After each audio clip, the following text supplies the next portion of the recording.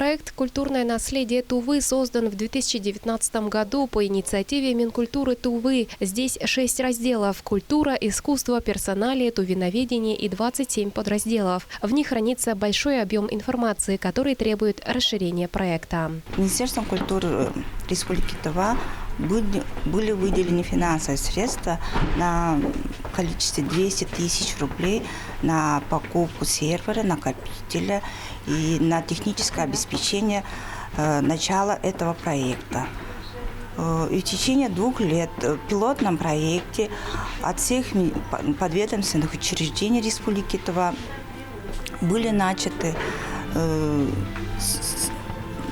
собирание информации о культурных, значимых культурного наследия Республики Тува. В этом году, который объявлен Годом культурного наследия народов России, символично проект «Культурное наследие Тувы» выиграл грант главы региона. Мы выиграли средства в размере 470 тысяч рублей, которые будут направлены на модернизацию портала «Культурное наследие Тувы». Мы планируем обновить наш сайт, чтобы он стал более удобным, чтобы он имел больше функциональных возможностей для заполнителей данного сайта. Историко-культурное наследие народов Тувы в интернет-портале предназначено для школьников и студентов, людей с ограниченными возможностями здоровья и всем, кто интересуется историей и культурным наследием республики. Первый этап – это у нас мы запустили сайт.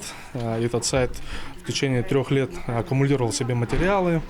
И сейчас мы приходим к тому моменту, когда, соответственно, нужно оптимизировать эту систему, и, соответственно, мы начали разрабатывать именно под эту потребность новую систему, которая с учетом эксплуатации старой системы будет более современной.